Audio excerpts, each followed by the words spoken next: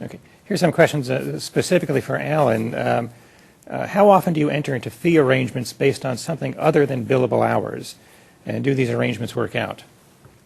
We've had a lot of experience with that in the last year. And it's actually been beneficial, I think, because it has helped us become more efficient and work through issues that are of concern to clients. So we've moved increasingly from straight billable rate type arrangements to the preferred arrangement would be a risk premium arrangement where we'll take some deal risk up to certain milestone events. So we might bill at a discounted rate up to the time of signing a transaction, at which case in the typical transaction, unless there's significant regulatory risk, the chances of closing are fairly high, subject to some material adverse change event. And then in exchange for that, receive a premium at the time of closing to compensate for the risk we're taking up to that milestone event. And for some clients, that's attractive because they're worried about the deal not closing and incurring costs without being able to capitalize at the time of closing. So there are multiple arrangements. Probably write a book on them at this point after the last year. Is the same thing true for investment bankers? Are there multiple arrangements, or is there one arrangement? I would say investment bankers are very flexible in terms of how we arrange our fee dynamics, trying to achieve the outcome that the client wants to achieve. But our dynamics that we've been to for a long time, which lawyers are moving more and more to, and I think your firms are as well, is we are primarily success based. Right, the deal happens, we earn a return for that. If the deal doesn't happen, we don't get paid.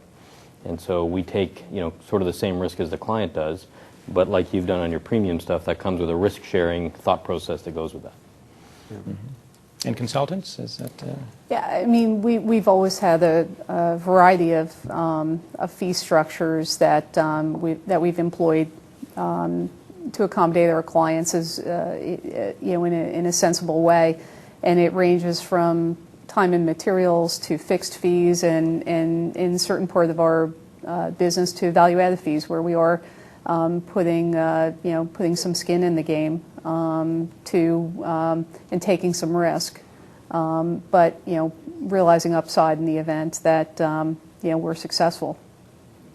Some of the new fee arrangement proposals, they're not new but more frequent, were monthly retainer arrangements. So clients had budgets, they wanted predictability. This is going to be my cost, I can't exceed it.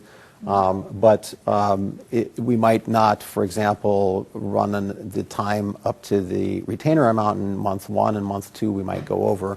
There's a predictability of payment that was very attractive, and it worked out pretty well, I think, on both sides, so we'll probably be doing more of those arrangements even as the economy gets healthier, if it's attractive to clients.